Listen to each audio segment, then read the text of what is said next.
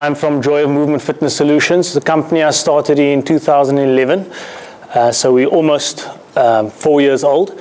I have, however, been in the industry of fitness for 15 years already. So I've been around and I've learned a few things along the way. We're about exercise. Yes, we need to make money, so we do have products that we sell. But the idea behind the company is that we encourage you guys to exercise. It's not just about having a one-on-one session with a personal trainer. There are so many things you can do for exercise that does not cost a single cent. We do those things as well. We do things like hikes, public holidays, sometimes on weekends we like to go for hikes.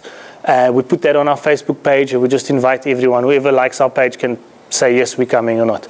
We've got stuff on YouTube, so we have a YouTube channel and we're trying to upload exercise videos all the time. That's something we look to grow in the next couple of months. Every day on Facebook, we put a couple of exercises on there. So you can do stuff in the morning, 5 to 10 minutes every day. So just to keep people that are on our Facebook page, keep them going. And we also have things like makeover competitions, and we're trying to do fun and exciting things all the time, which costs from zero to a lot of money. Or more money. Okay, and that's some of our products. We at the studio, so we at Oakmed, up the stairs. I don't know if you ever wondered what is up the stairs. The scary stairs, dark up top there. We're there. It's a private studio, so it's a small little gym, but it's you and a trainer alone. So a lot of people don't want to go to gym where there are people pushing weights and all around in your space. The nice thing about that, it's just you and the trainer. We also do small groups in the studio.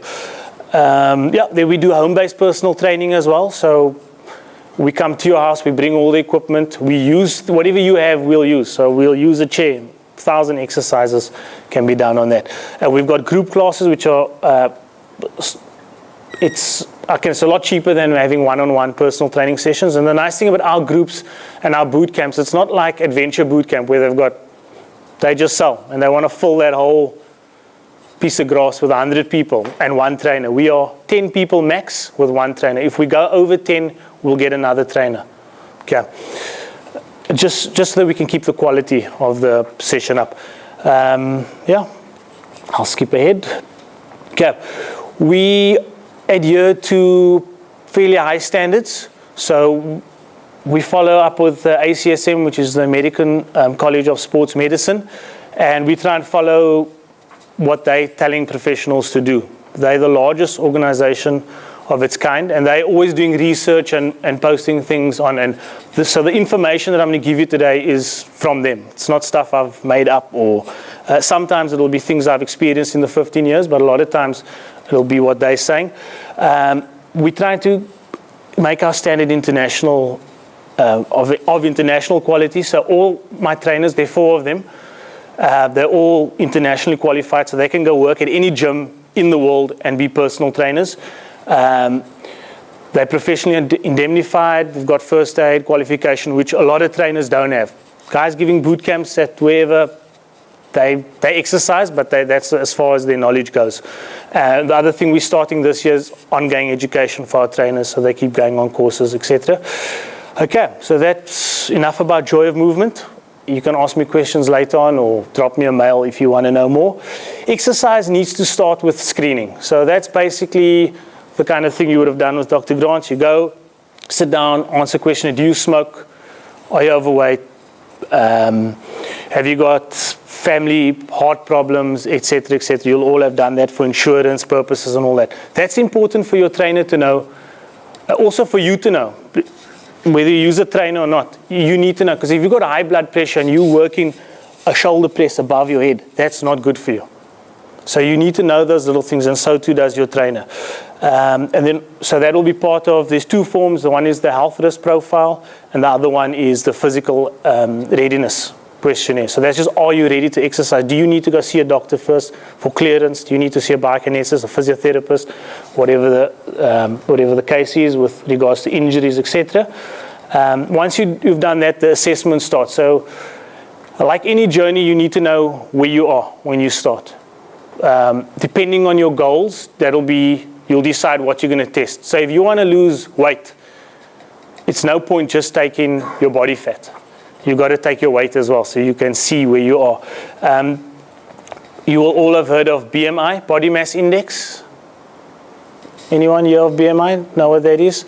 Okay, so that's something that's the industry uses, mainly insurance companies. Fitness professionals hopefully are not using that anymore. You'll see over here the levels. Do you guys want to do a little exercise quickly? You want to work out your BMI? So just take out a calculator. Hopefully you all know your height. You need to know your height anyway. So take out a calculator, and we're just going to say times your height by your height. This is mine. Okay, don't look at the answer yet. So you'll take your height by your height, and you'll get a number. And then you'll take your weight. So that is X. You'll take your weight and divide it by X, and then you'll get a score.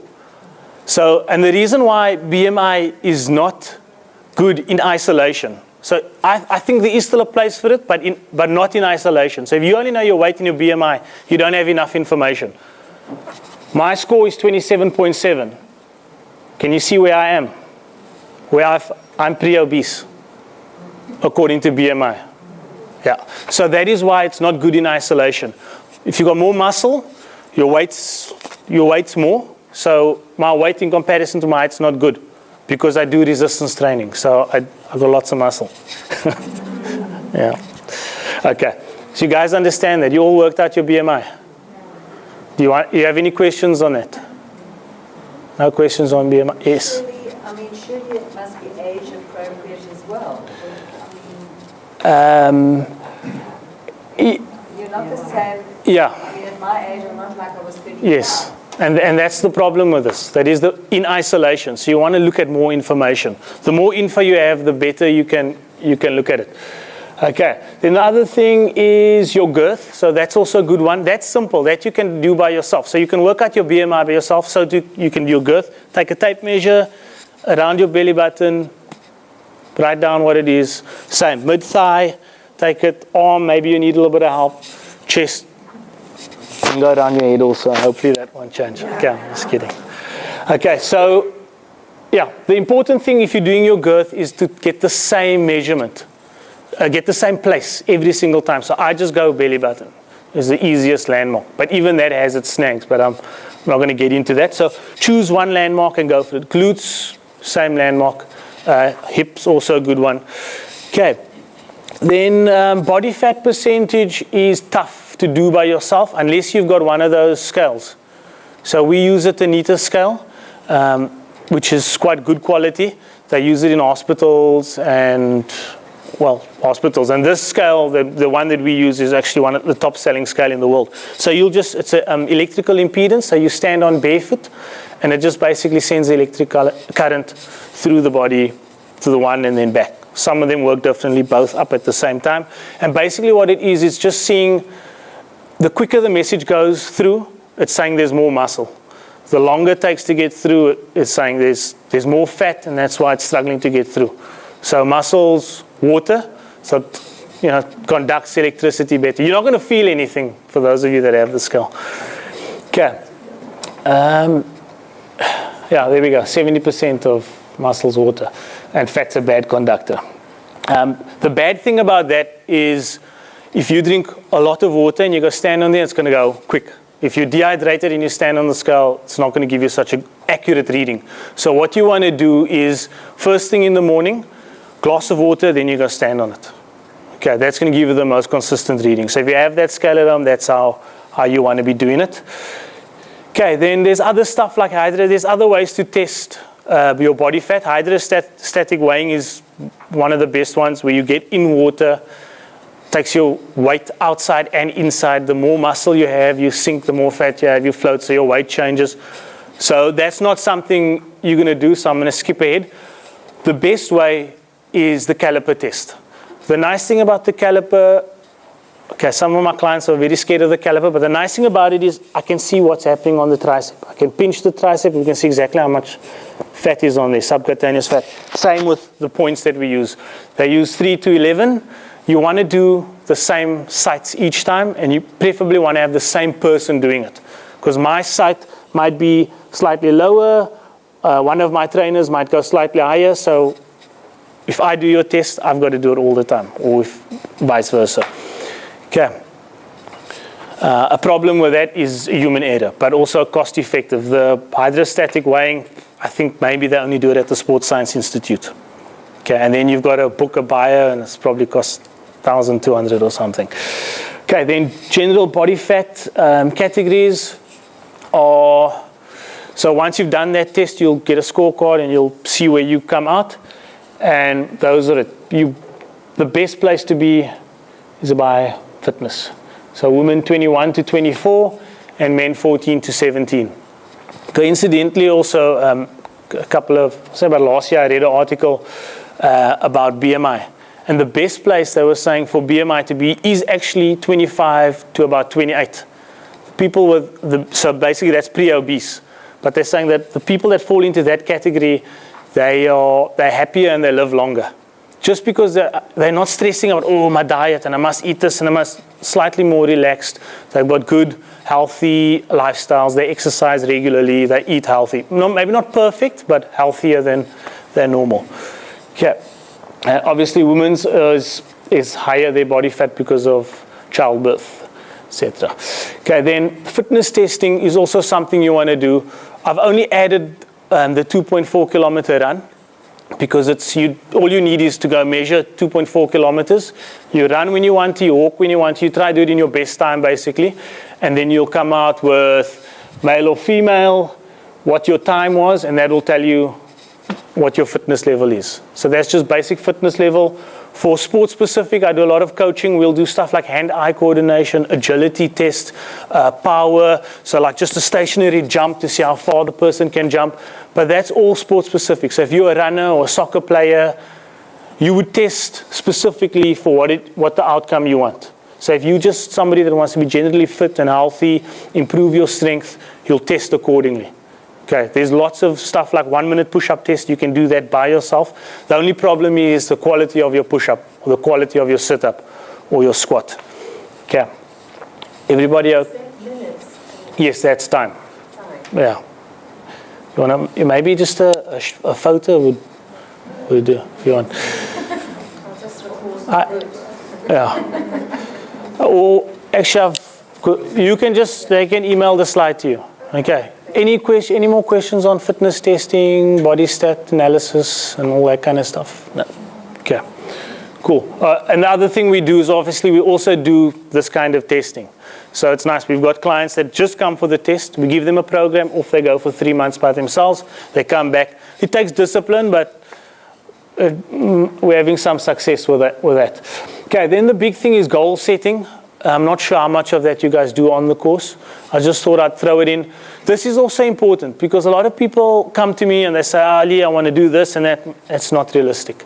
So there are 5 things that we've identified when setting goals. I think it's pretty standard, the 5. Is the state of mind and your resolve. It's pointless going the 1st of January, I'm going to do this, I'm going to do that, and the second week down the line, life gets back to normal. Kids must go to school and your fitness goals go out the window. So be realistic. Okay, that's a big one. Does your lifestyle and schedule fit in with it? Again, 1st of January comes, you're like on holiday, you've got all this time. Now you want to set goals and then life starts and no longer works. So that's important to make sure, again, realistic. Goal must be measurable and a time must be set. So, and that's why we spoke about fitness assessment and the analysis, the body stat and fitness assessment, the body fat and the weight and all those kinds of things. You have to have those things when you start the journey. It's like saying, I want to go to Cape Town International Airport, and but you don't know, your GPS can't find where you are. You're never gonna end up there. And that's the same with this. You have to know where you are. This is one of my favorites. Set smaller goals. So along with your big goal of where you want to be, set smaller goals along the way. Like for instance, I know my problems are on a Saturday, the Stormers play, and I make a fire and have a braai and I have a beer. So I want to set little goals around those times for myself. So I'll maybe say, okay, when the Stormers play, I have to first have a liter of water. Now there's only room for one more beer or for one beer. etc. If you're a businessman and you're going out for lunches, set goals or set, there's my line. I can't go over that line. So I can have the steak, but I can't have the chips. I can have the burger, I can't have the bun. Little goals like that. I actually like it because for me it's like a little game. No, I can't do this and whatever. But I try and have it be realistic because I'm going to have a beer when I watch the Stormers play. That's it. And if they play like they played on Saturday, then I might need more. Yeah, maybe 1.5 or a 6-pack. Screw it. Okay. And then, set a reasonable goal. Don't be scared of using a professional. People always think, a personal trainer costs a lot of money. Let the person know whoever you're going to use, whatever gym you're gymming at. Let them know this is what I want. Can you help me with this budget? And then that's it. It's obviously going to be harder if you don't have one-on-one training because that person's right there. They're watching you the whole time. Lift your hips up, do this, do that, which could actually also get irritating. But anyway, that's that. So anyway, reasonable goals is 0.5 to 0.9 kilograms a week. You can lose more. This is basically the ACSM again. They've said that they've looked at people that have lost weight on various diets and various exercise programs, and they say the people that lose this amount maintain it for much longer than the people that go on crash diets, take fat burners, do a vigorous exercise program and drop 10. They just slowly pick it up. But the people that lose it at this rate, it keeps going down and it plateaus and it stays there for much longer. Maybe it does creep up, but I think the study was over 3 years. So that's actually an ongoing study. 0.5 to 0.9 Ks a week, and body fat percentage is 1% per month, which is a little. But that, again, they're saying that's what's sustainable. Okay, then the basic principles of exercise. So everything is built around on this. And things, for me, everything really, in life even can be looked at and put to this. It's the FIT principles. It's frequency, intensity, type, and time. Okay, so we'll just discuss frequency quickly. So basically what they're saying is, the question is, how often should I exercise? For health, 3 to 5 times per week at 30 minutes per day. That's just to be healthy. That's to see the benefits of exercise. Do you guys, you should obviously know the benefits of exercise. I don't even discuss that anymore at talks like this because it's in your face everywhere you go. You onto Facebook, someone's posted something. You pick up a magazine, it's in there. Newspapers, it's everywhere. So, the benefits, in a nutshell, there is no bodily function that does not function better when you exercise. Your skin's better, your joints are better, your strength is up, your range of motion is a very important one. People often forget range of motion, especially as you get older. It's harder to reach or to get up there. With exercise, it's just, you can just move so much quicker and better, pick something up, pack it away. So it's good for everything. There's nothing that exercise doesn't help you with. Obviously also depending on whatever health issues you have. Okay, for weight loss, 6 to 7 times per week, 2 hours plus. For strength, 2 to 3 times, non-consecutive days. So that's just basically, you're not going to do weights every single day. You're going to do it Monday, Wednesday, and Friday with rest in between. You need 24 to 48 hours rest in between gym sessions for strength. And then for fitness, 2 to 3 non-consecutive days. So exactly the same. So basically what I try and encourage my clients to do, weights day 1, cardio day 2. Then weights again, cardio, weights, cardio, and so you go on. And whenever you need to, you just throw a rest day in. So the best recipe would maybe be Monday weights, Tuesday cardio, Wednesday rest, Thursday weights, then a cardio on Friday, and then over the weekend somewhere one long session. So 2-hour walk or whatever it is. It can be a jog, it can be a walk, it can be a cycle, it can be a hike, walking your dog, playing with the grandkids or kids, whichever it is. But 2 hours. Start the watch and then go. Yes. That 2 hours for weight loss, is that in total? I assume that's that for 7 times 2. No, that's per session. Session. Yeah. Serious. Yeah.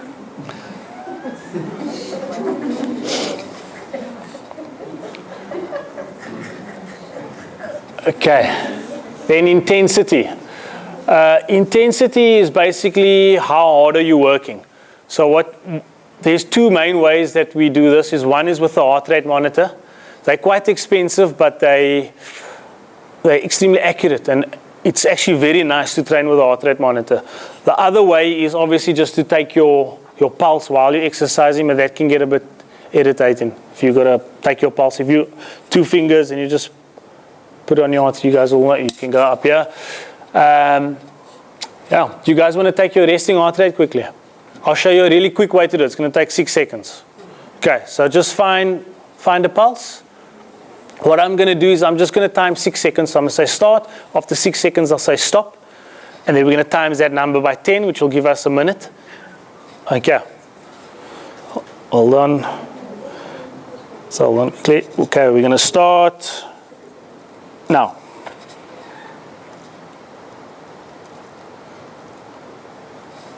Stop. Okay, so that number you have, just times it by 10. Okay, then you can find your age group and then find your heart rate, wherever it fits in. That's men and this is women. And then you can see your... So do we have any athletes? Yes, mine is surprising. Okay, I've got to talk louder and faster. Get your heart rate up a bit. Okay, guys got that? Okay, then the other way to measure is RPE, which is rate of perceived exertion. The main word there is perceived. So how do you perceive your level to be? I like to use Bergh, which is 0 to 20. There's also 0 to 10. The nice thing about the 0 to 20, it is, so you'll see that's the level. So basically you're running on the treadmill and you're trying to figure out how you feel. So how do I feel out of 20? So 10 would be you're breathing deeper, but you're still comfortable, and it's still possible for you to speak to somebody. Okay, and so it goes on.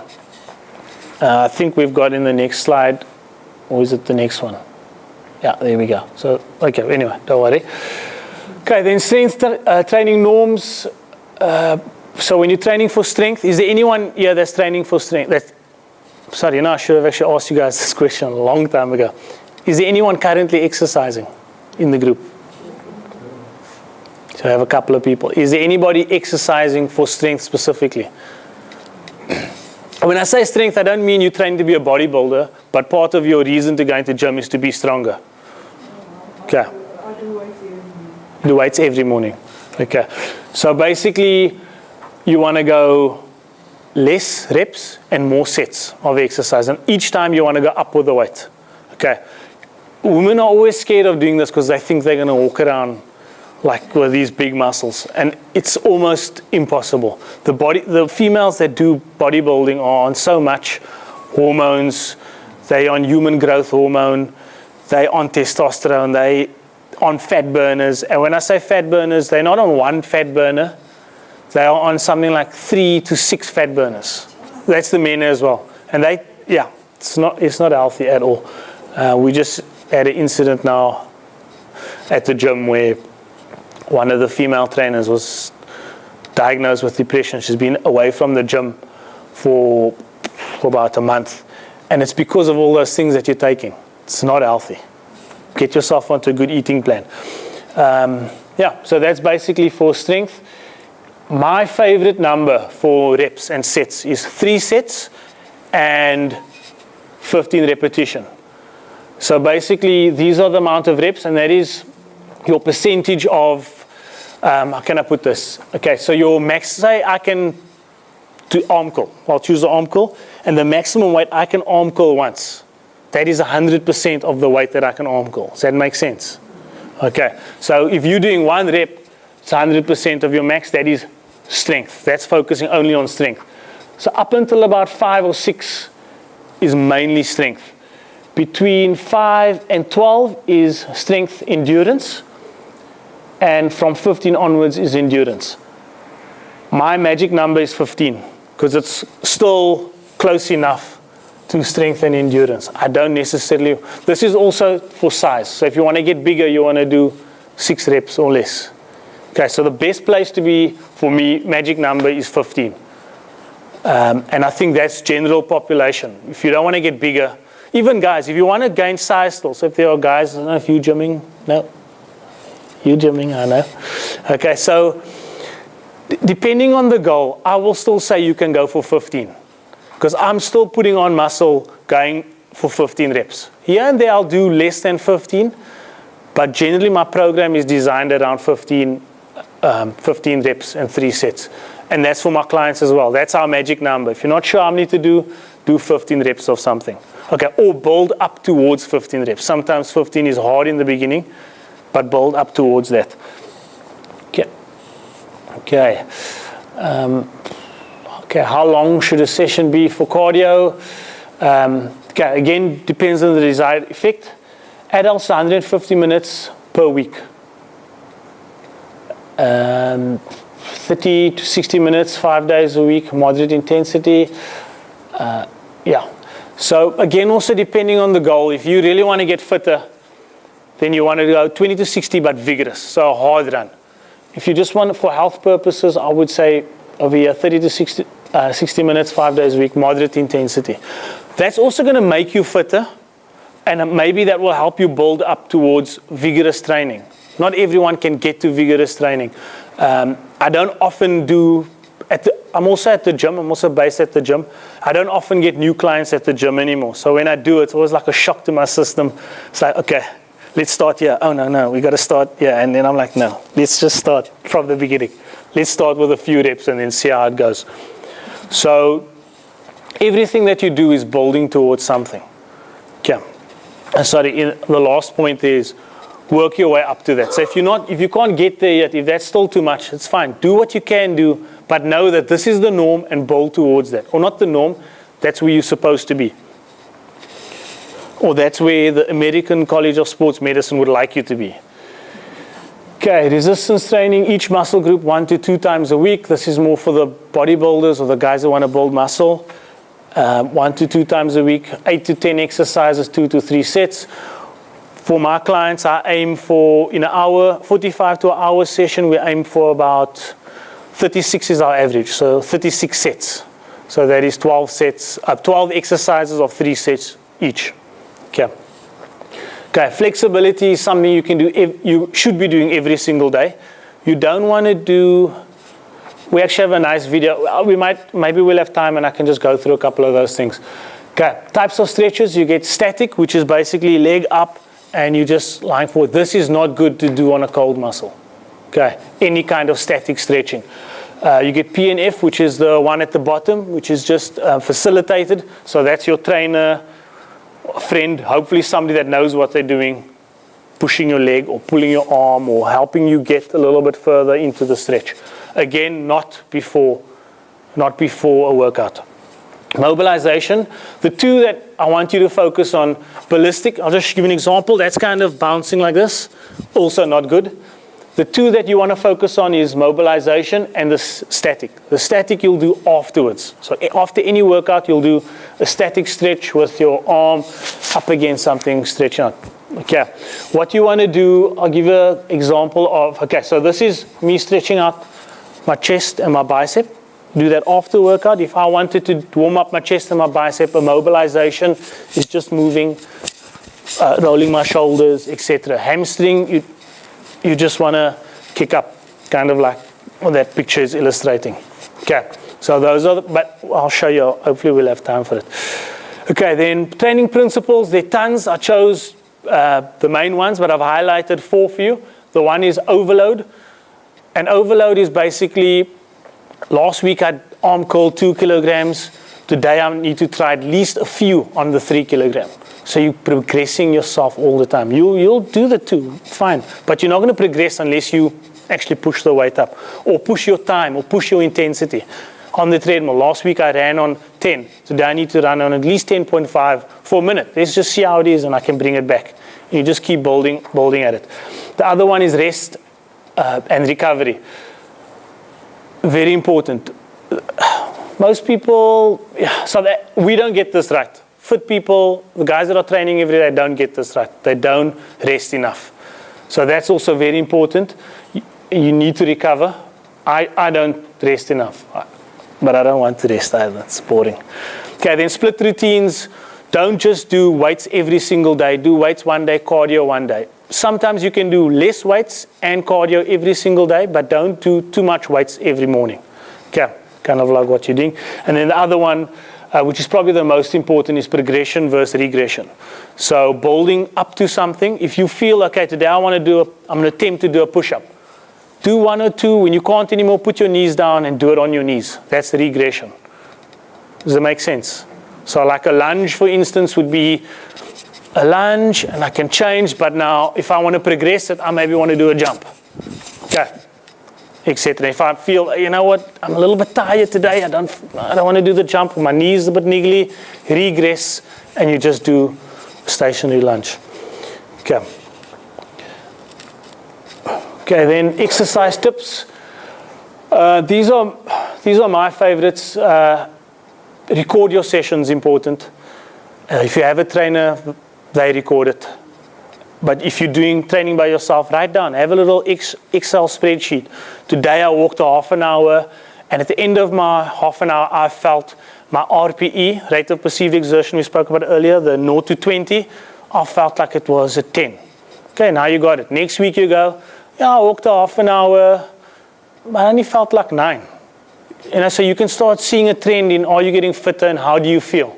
If you have a heart rate monitor, that's great because you can go and write down your average heart rate, which will tell the story. You don't have to worry about how you feel. Use your iPod. It's probably my favorite, especially boring sessions like running on the treadmill or spinning. I need my iPod. And sometimes what I like to do is just change the music on it. Just because I know there's other music on there, I'm like, I can't wait to go, just so that I can listen to my music. I don't get to listen to my music any other time except when I'm training. Okay, do things you enjoy, like hiking, touch rugby, play with the kids or grandchildren. If you played a certain sport growing up, try work towards getting back there. You don't have to go play competitively, but you can maybe play with the grandkids, hockey stick, or passing a rugby ball, or kicking a soccer ball. Do things you enjoy. Important is try to get comfortable clothing. People always try exercise, and if you get comfortable clothing and you feel good, you feel comfortable, you can enjoy it so much more. Yeah, and then there's small tips like park further from the shop. I'm always so amazed. People come to gym, but they will sit 5 minutes in their parking lot so they can get that parking right in front of the gym. They'll park in the front, they'll walk in, swipe the card, and they'll go get on the treadmill and start walking. Like, come on. You know what? Anyway, so park further, use the stairs at the office. Celebrities do this, is they watch, they tell themselves they can't watch their favorite show unless they're exercising. So they obviously have all these equipment. They've got a whole gym set up, so they'll go and get on their glider and watch Seven Delan or whatever it is. Okay. If the Stormers keep playing like this, I'm going to start spinning while they play. Okay. And then another one is just to keep your training kit in the car. So you never know, especially if you're on the road a lot, you never know where you end up. Just put your kit on, go for a walk. There's a big trend where guys are going to meetings in their cycling clothes. CEOs are cycling from one place to the next. They're in their cycling clothes and they're having their meeting. And they get back on their bike, they cycle to work, or they have their bag and they shower and they get a lift home with a friend that's going to the office anyway. So there are lots of ways to fit it in. Sometimes you just need to think outside the box. Okay, then there are a few excuses. A big one is there's not enough time. There's 1,440 minutes in the day. You only need 30 minutes. Do the math on that. 30 minutes. 1,440. Okay, I'm too tired. Yeah, make a few changes. Maybe you need to train in the morning. There's lots of things you can do there, but check your diet, check your sleeping patterns, and see where you can make some changes. Okay, family or work come first, which it should. But if you think about it, if you're exercising, for myself, I think I'm a better father and a better husband, and I'm a better businessman when I'm exercising. I'm a better version of myself when I'm fit. So that means I can be those things that come first, I can be it better. Okay. And then gym's too intimidating, I get bored, I don't know what to do. You can just give me a call and I'll point in the right direction. Okay. Take a shot quickly. Got it. Okay. And then the conclusion is it needs to fit in with your life. I do still have a couple of slides to show you guys if you on the exercise stuff on the YouTube if you have time, if there's time. But yeah, a proper assessment is important so that you know where you're starting off from. Okay, your GPS, imagine your GPS to get home now tells you that you're at Tiger Valley Center, but you're actually here. It's good. You'll get home, but it's going to take forever. So knowing where you are is important. Reasonable, but yet challenging goals.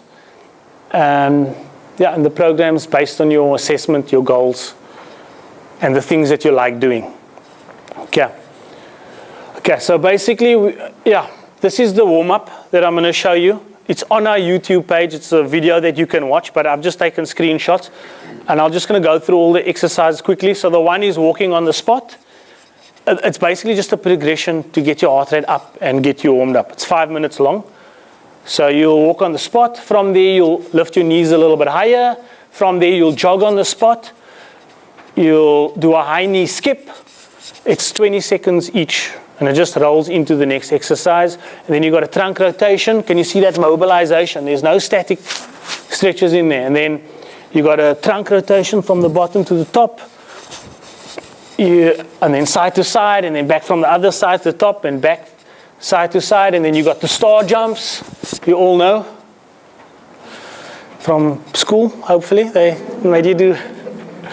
And then the open and close, so that's the normal star jump. And then you got the open and close, which is just it. And in that movement you're stretching the chest and the bicep, or at least warming up that area. Then you go forward shoulder roll. Just get your palms up, because that's going to help you stretch your forearm and your bicep. And then backward shoulder roll, and then just again jogging on the spot. Then you do an air squat, because by now the blood should be flowing.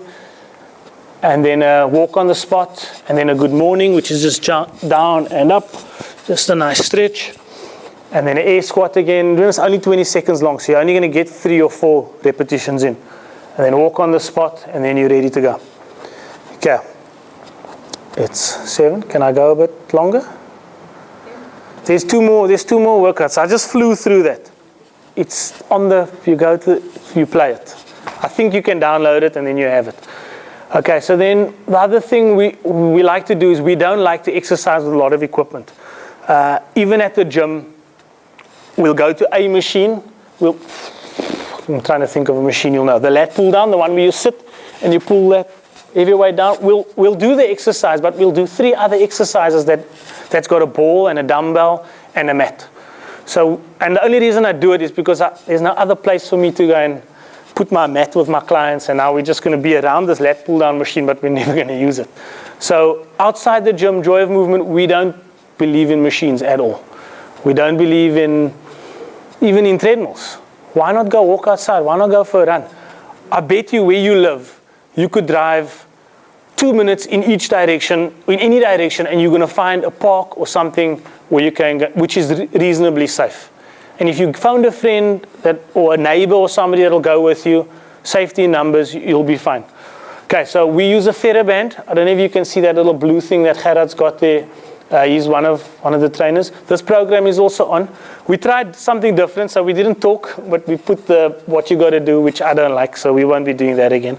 We'll rather talk in the video so that you can focus on the exercise while listening instead of trying to read and it doesn't work. So that's just a crunch, sitting on the band and then crunching, so there's a little bit of resistance. So it's slightly more advanced. That's a push-up using the band. So that would be a progression of a normal push-up. There's just using a bicep curl, standing on the band. The band is cheap. It's between 30 and 50 rand for a band. And then that's a tricep extension. So just working the tricep. Bent over fly, so he's working the rhomboids, anterior deltoid. Not anterior deltoid, rear deltoid. And then we've got a squat, so that's just me standing on the band, holding it, and then stretching it out. That's Marina, one of our new trainers. So it's just a bridge twist. So it's just a push-up position, and she's just twisting and stretching the band. And that is a chest press. So I'm lying on my back, and I'm just pushing the band away. So it's kind of like a dumbbell chest press. And that's a rotator cuff, so you're just holding it. So it's the muscles closer to the actual shoulder joint, not the deltoids. And then that is just a retro crunch, which we named ourselves. He's got the band and he's just going to crunch forward. It's going around his feet over here. And then just the normal. Okay, cool. So this is actually a nice workout that I wanted to get to. Is on the YouTube channel, it's just called a full body functional workout. There are 10 exercises. We've used the timer. You'll see the timer on the bottom right. You work for 45 seconds, you rest for 15. Okay, so it's kind of like a high intensity workout. The beauty about the time is you can stop when you want to stop. And then you can start again. So if I stop at 15 seconds into the exercise and I feel I've recovered, I can start again the last 15 seconds. Then I rest, and then you do the next exercise, which is just a plank. Same scenario. If you feel you can't do any more, stop, and then just start again when you don't even press pause. Let the video run. Just continue the exercise. Do as much of as you can. And then that's the Superman, which is just working glutes, lower back, the group of muscles that run all along the spine, which is also a very neglected muscle group, which is, they call it the posterior chain. So guys go to gym, they stand in front of the mirror, and they do their arm curls, they do their chest, and they do their abs. They never ever work their back muscles. And these are the muscles that are keeping you upright. Okay, injuries occur when you don't do, in actual fact, if you want to work something out, you work the posterior chain out. When you're sitting at your desk, these muscles are all in a flexed state. The muscles contracting is my abdominals, and I'm sitting there. My posture is going to get worse and worse and worse. So you want to open that chest out. So that's a very important exercise. So to use the plank, which is core muscles. Then a backward lunge. I like the backward lunge because it's easier on the knees. When I'm stepping forward, my gravity is moving forward, so all my weight is on this knee, especially if I'm pushing that knee over my toe. So I always like to start beginners on a backward lunge because it's going back and it's automatically pulling this knee backwards. My knee's not going over my toe and injuring my knee. We're almost done. That's fourth exercise. And then elevated crunch. The nice thing about the elevated crunch, it keeps the hips flat on the ground. So it's a small movement, but it's very isolated on abdominals. And then the push-up again. Probably, if you ask any trainer, top 10 exercises, all of them are going to have the push-up in there. So many muscles are working. If you look at that body position, it's kind of like the flank. Thinking of Stormers again.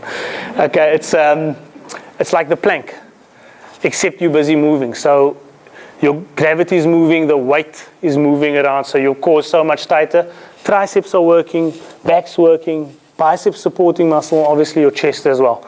So a very important exercise. Okay, then the good morning again.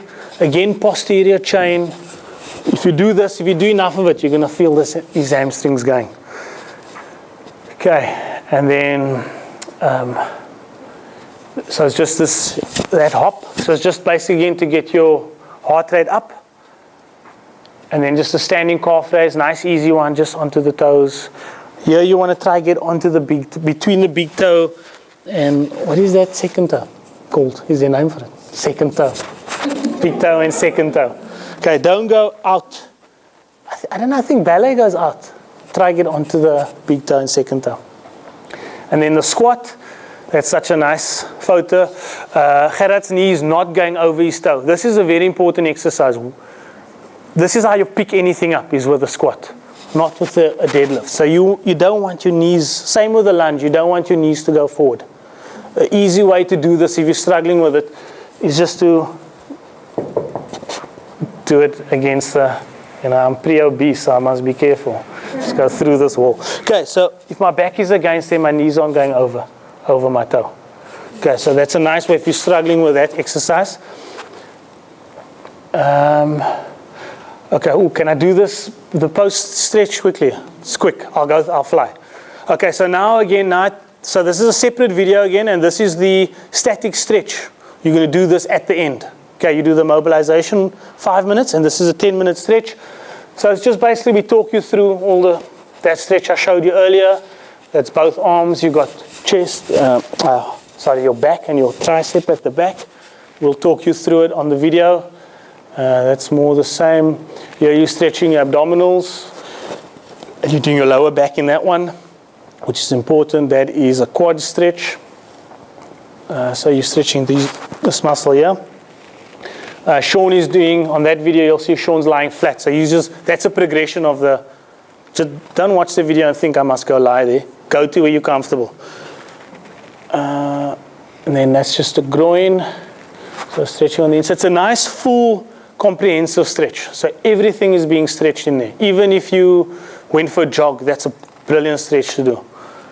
I sometimes, my phone, if my clients don't know what to do, I just give them my phone. If my next clients go, here's the phone, bring it to me when you're done stretching, and I put the video on for them, and I go, that's just hamstring, both legs.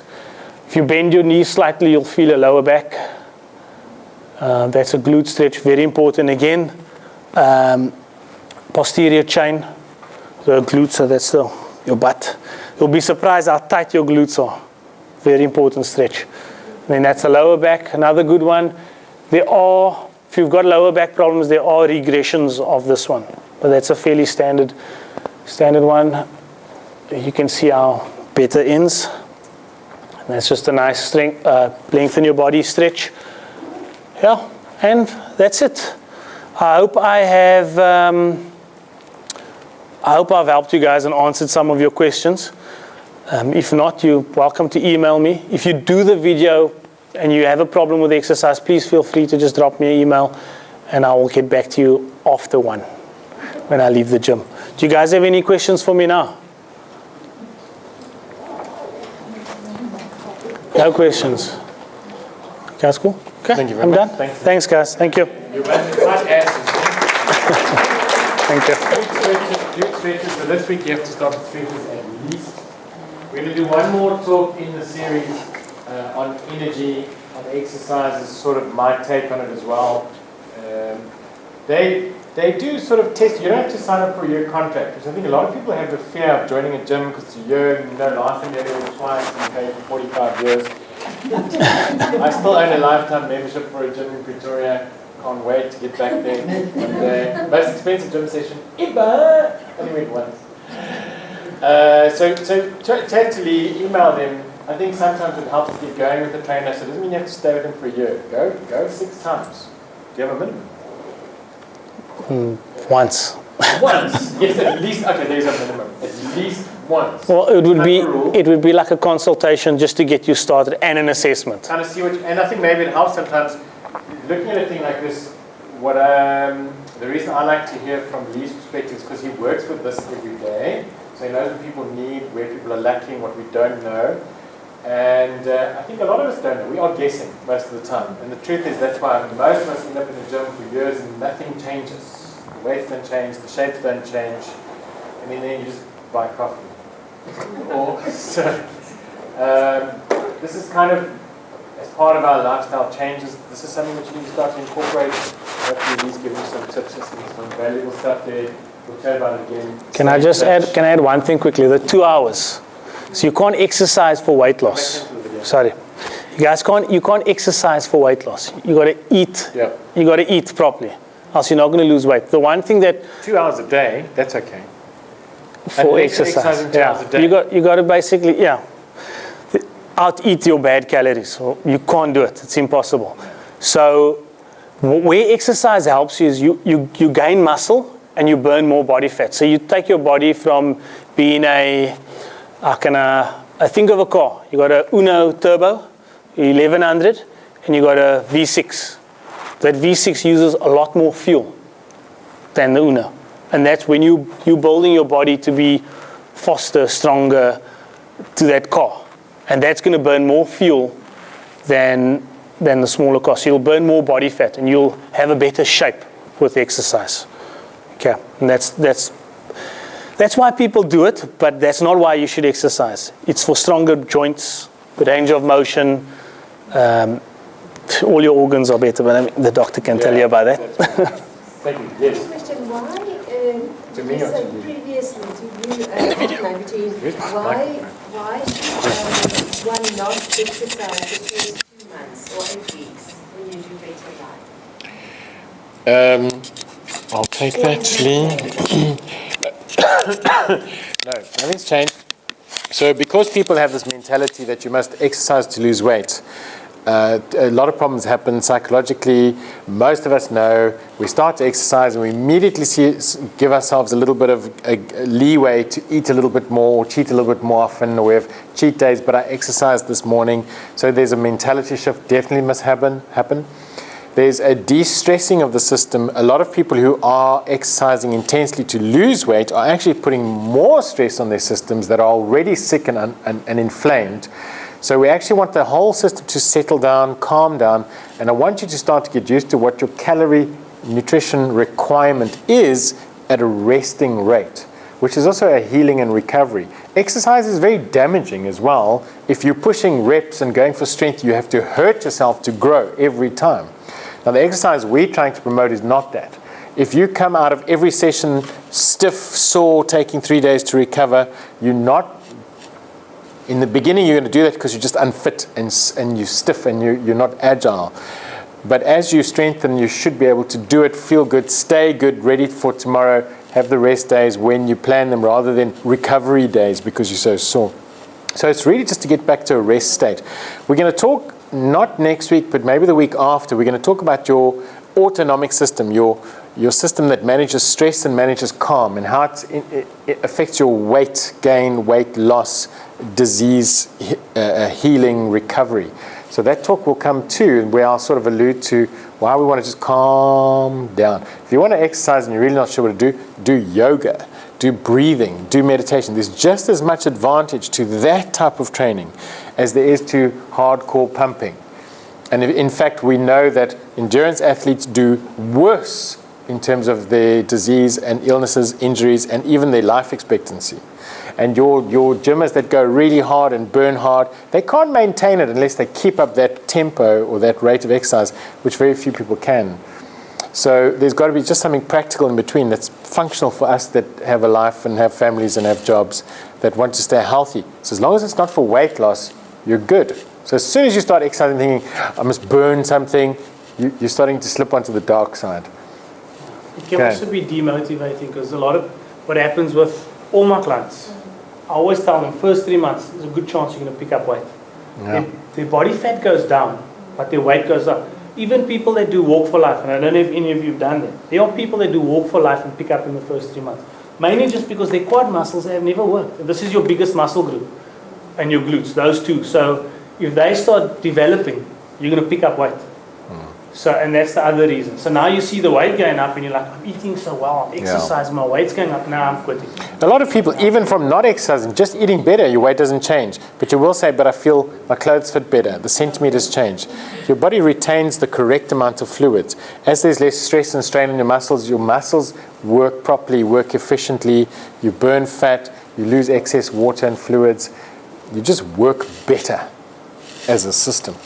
Okay, we're going to close for those that need to run to their cars. It's a race to get there. On your marks. Get set, go. See you next week.